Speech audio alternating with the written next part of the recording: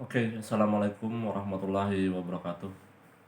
Aku barusan sholat zuhur ya, dan hari ini aku berada di Surabaya. Karena kemarin, tepatnya tanggal 6 September 2020, aku posisinya masih di Banjarmasin. Aku mengambil cuti panjang dan aku menghabiskan semua cuti aku tujuannya untuk silaturahmi ke Banjarmasin. Dan aku mengucapkan terima kasih yang sangat banyak ya kepada atasanku, Pak Bondan Winarno. Beliau orang baik.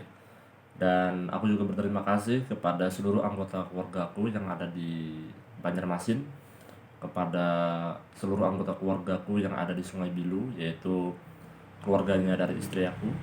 Terima kasih telah menerima aku dengan begitu baik, karena memang 6 bulan lamanya atau 8 bulan ya tepatnya, 8 bulan lamanya tidak bertemu. Memang ya setiap manusia itu memiliki keinginan, yaitu untuk bertemu dengan kampung halamannya, bertemu dengan bapak ibunya, bertemu dengan ibu dan bapak mertua, bertemu dengan adik kandung, bertemu dengan sanak saudara, bertemu dengan sahabat, teman, maupun teman-teman kita yang ada di SD, SMP, SMA, dan lain sebagainya. Aku mengakui bahwa manusia memang tidak lepas dari rasa menginginkan untuk bertemu. Sebab apabila bertemu dengan beberapa orang yang dicintainya, dengan beberapa orang yang disukainya, itu akan menambahkan imunitas tubuh.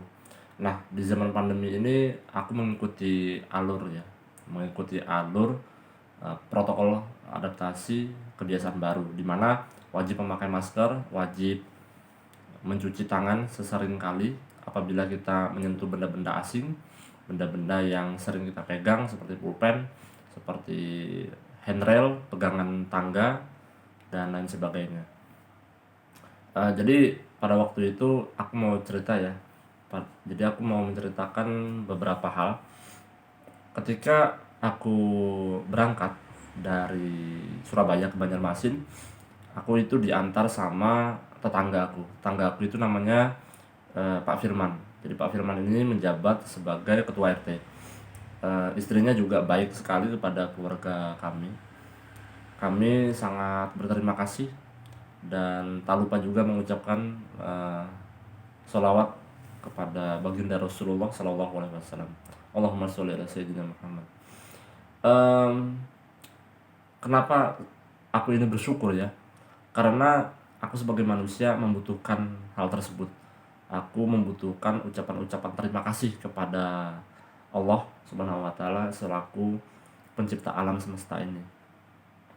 Kemudian ketika aku diantar ke Bandara Juanda, aku merasakan kenikmatan yang begitu dalam, sebab dalam waktu beberapa menit sampailah di Bandara Syamsuddin Nur.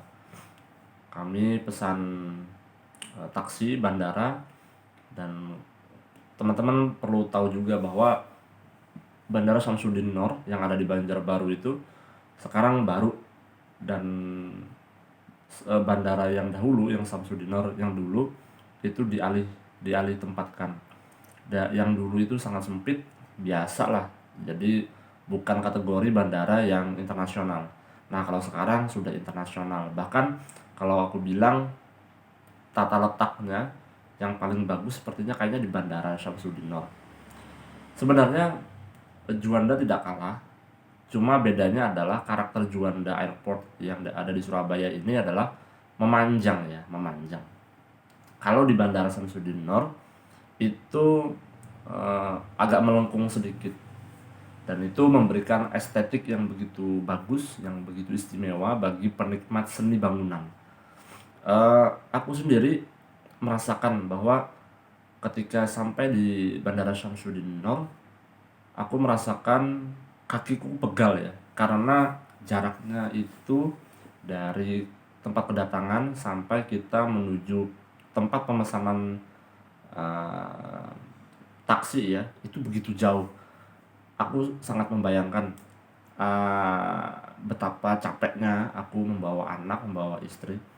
Jadi aku amanahkan istriku itu membawa anakku aja, dan fokus aku adalah membawa barang-barang, sehingga aku menginginkan anakku ini betul-betul digendong dan istriku itu tidak memikirkan eh, aku menginginkan istriku itu tidak memikirkan barang-barang, semua barang-barang aku aja yang handle. Kebetulan barang-barang yang kami bawa itu tidak terlalu berat dan tidak terlalu banyak ya. Namun sekitar 5 dua tas, dua tas, kemudian ditambah satu tas lagi untuk dari anakku, kemudian ada juga ada 2 kantong kresek, jadi cukup banyak ya, cukup banyak juga sih. Kalau pada waktu itu aku merasa terengal-engal ya, terengah-engah ya, karena aku merasa lelah sekali ketika mengisi formulir EHAC juga. Itu juga menyita waktu karena anakku ini kan tipikalnya orangnya aktif ya, jadi ketika di lorong bandara itu kan begitu luas, dia selalu jalan, dia selalu lari dan menunjuk beberapa tempat-tempat yang sebenarnya aku tidak ketahui. Jadi istriku bertugas pada saat sampai di Bandara Samsudinor. Istriku itu fokus mengisi formulir EHAC. Nah, kalau aku itu fokus menjaga anak sama barang-barang. Jadi barang-barang aku letakkan di pojok suatu tempat, sebuah sudut ruangan sebelum kami meninggalkan Bandara Samsudinor. Karena pada waktu itu ada petugas dari kementerian itu mengecek formulir EHAC, kemudian ada juga yang via aplikasi EHAC juga bisa menyampaikan barcode kemudian di-scan secara otomatis. Nah, sesampai kami di Samsudinor, kemudian kami langsung pesan taksi bandara menuju keluarga istriku, yaitu di Sungai Bilu. Karena sesampai di sana itu sekitar 50 menitan ya, 50 menitan. Pada waktu itu suasana cerah, tidak ada hujan-hujan, cuma mendung aja ya, karena pada waktu itu memang suasananya masih hujan. Jadi memang agak mendung aja. Alhamdulillah sesampainya kami sampai di keluarga Sungai Bilu, kami memberikan kejutan karena sebenarnya keluarga di Sungai Bilu tidak mengetahui atas kedatangan kami. Jadi kami tujuannya memberikan surprise, kami memberikan kejutan kepada mereka. Dan ternyata ketika kami datang, wah, keluarga di Sungai Bilu begitu gembira ya melihat kedatangan kami membawa anak, lalu dihadirkan kepada kakek neneknya, yaitu orang tua dari istriku. Mereka begitu gembira, dan tujuan kami ke Banjarmasin juga selain block leave atau menghabiskan cuti kami juga ingin menjenguk datuknya Umar ya, datuknya anak saya, karena beliau sakit ya. Jadi berhubung komplit ya semuanya, semua tujuan all in one. Jadi ingin silaturahmi, kemudian ingin menjenguk orang sakit, dan terasa nyaman aja.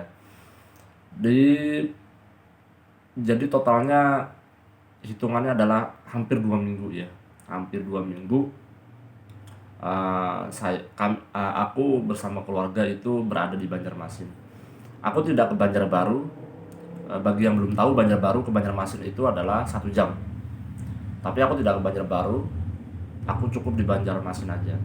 Karena menurut aku waktunya refreshing ya, waktunya menjernihkan pikiran dengan berbagai hal kegiatan yang menurut aku positif. Jadi aku sempatkan juga menulis, aku juga membawa laptop di Banjarmasin. Jadi aku sembari menulis, kemudian aku update status dan segala macam. Nah, kemudian sudah sampai itu, aku bertemu dengan sahabat aku ajak janjian. Bertemu dengan sahabat itu begitu luar biasa ya, apalagi sahabat kita itu orangnya peduli terhadap kehidupan di akhirat. Jadi secara otomatis dia memandang dunia ini hanya sementara. Jadi mau tidak mau harus memperbanyak amalan pahala supaya kehidupan di akhirat nyaman ya, dan masuk surga Firdaus bi ghairi hisab. Amin ya robbal alamin. Semua menghendaki seperti itu. berbicara soal teman, aku memiliki teman yang bukan teman ya, tapi aku sudah kategorikan sebagai sahabat lah. Teman lebih dari teman lah pokoknya. Sudah aku anggap saudara. Namanya Muhammad Rashid Ridho, kemudian Yogi, kemudian ada juga Muhammad Fajri Romadoni, ada juga Hendy yang sekarang ada di Palangkaraya. Kemudian ada juga Ruby, kemudian ada juga Rudi Gozali, ada juga Untung Bimantara, dan ada lagi yang lainnya aku lupa namanya. Oh iya, ada juga Gali Saputra, ada juga Faisal, Nata, teman-temanku di sana.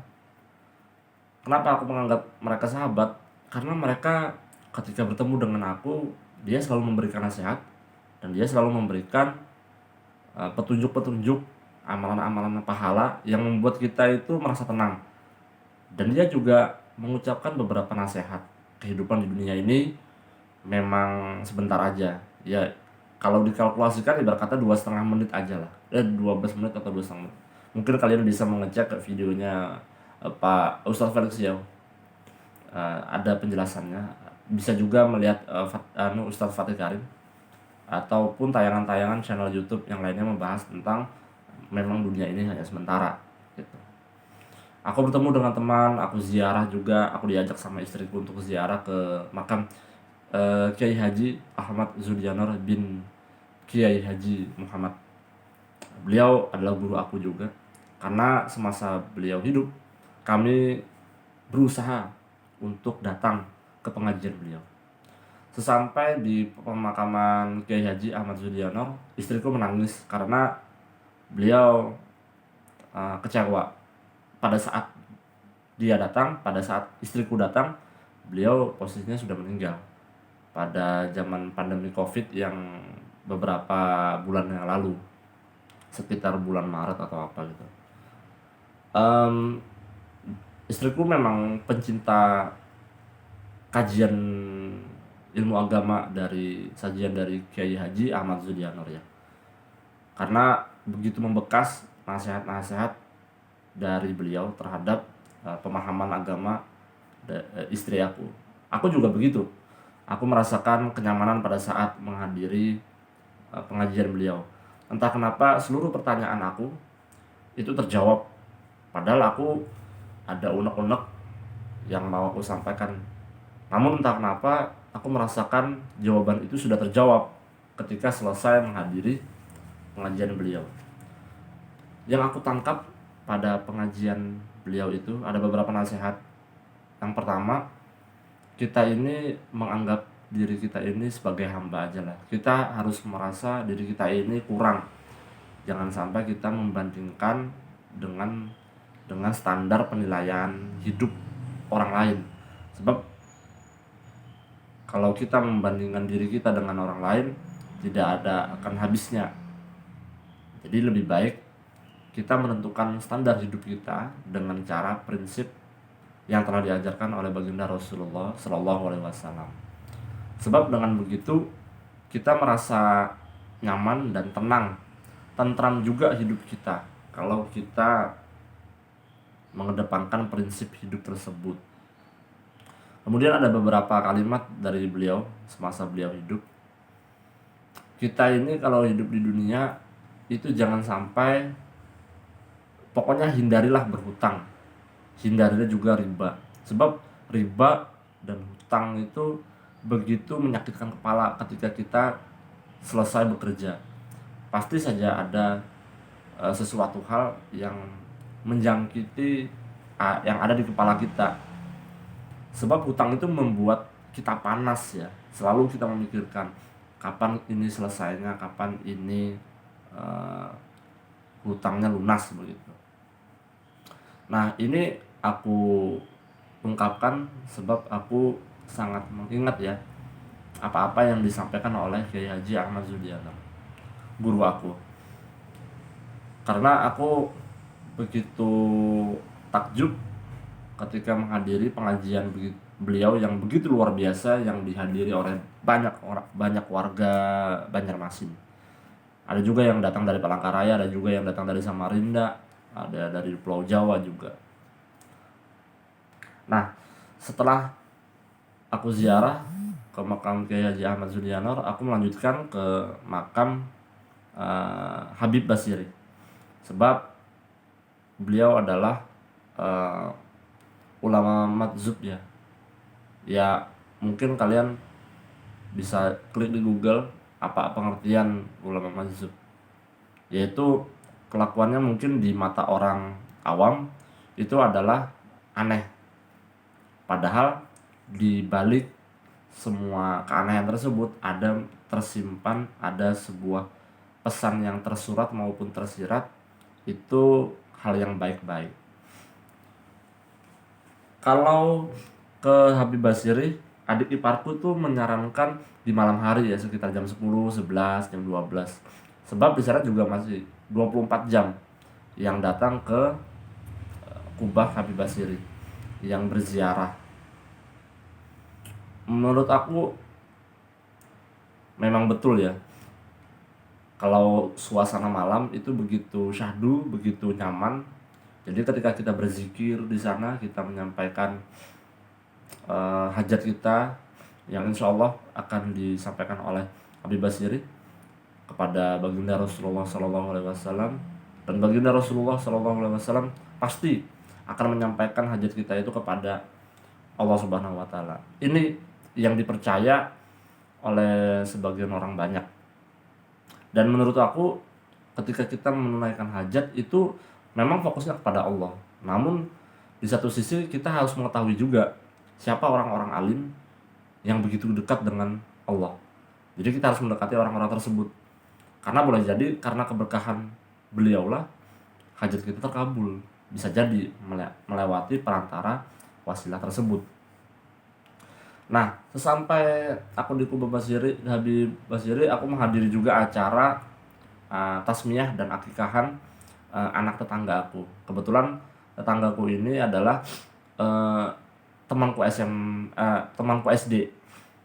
Jadi dan bersebelahan juga rumah orang tuaku dengan rumahnya dia. Walhasil sebelum pulang ke Surabaya, aku menyempatkan bersama keluargaku memberikan kado, kemudian juga bersilaturahmi. Dan ada beberapa hal yang membuat aku nyaman dan terasa enak ya ketika aku di Banjarmasin, yaitu aku silaturahmi dan bisa menghadirkan cucu, menghadirkan anak kepada bapak ibuku. Jadi sangat kelihatan sekali ya, bapak ibuku senang sekali ketika diberi kejutan oleh aku. Ya, kami datang dengan kejutan, mereka sangat gembira, sangat terkejut. Dan walhasil anakku Muhammad Umar Fatih bersenang-senang di keluarga Sungai Bilu maupun di Sutoyo. Tidak ada kata yang lebih luar biasa selain Masya Allah. Tidak ada kalimat lagi yang aku bisa ungkapkan. Sebab menurut aku silaturahmi ke Banjarmasin dengan mengorbankan seluruh total cuti aku, totalnya 9 hari, menurut aku tidak masalah, tidak apa-apa. Namun imunitas tubuh berupa kehangatan keluarga itu begitu dalam yang aku rasakan. Dan ini aku anjurkan juga kepada teman-teman, bagi yang masih memiliki cutinya, utamakan terlebih dahulu adalah berkunjung kepada keluarga terdekat. Sebab keluarga itu adalah yang membantu kita, yang selalu peduli kepada kita. Kemudian yang kedua, kalau kalian memiliki cuti, kalian bagi yang beragama Islam, aku menyarankan untuk berziarah ya kepada makam wali-wali Allah. Kita tunaikan hajat di situ, kita menyampaikan kepada Allah. Kita juga menyampaikan kiriman doa kepada waliullah. Semoga apa yang kita kehendaki ini terkabul hajat kita, hajat di dunia maupun di akhirat. Dan aku juga menyampaikan kepada teman-teman, bagi yang memiliki cuti, cuti yang banyak 9 hari, ada yang 14 hari. Aku sarankan juga yang ketiga ini adalah kerjakan apa yang kalian sukai. Misalkan kalian suka nongkrong, tapi di masa pandemi ini wajib pakai masker, kita harus physical distancing, agak berjauh-jauhan, karena itu lebih bagus ya. Ada juga bagi kalian yang suka nulis, ya nulis aja. Bagi yang suka yang membaca aja. Tapi yang jelas jangan lupa silaturahmi. Kemudian kalian juga bisa menjalankan bisnis dimanapun, dan itu sangat bermanfaat. Mungkin itu aja ya cerita dari aku selama aku ada di Banjarmasin. Semoga ini bermanfaat, ada manfaatnya. Bagi kata-kataku yang tidak berkenan, jangan dimasukkan ke dalam hati, sebab aku tujuannya membuat video ini hanya untuk bercerita aja. Terima kasih sudah menonton. Wassalamualaikum warahmatullahi wabarakatuh.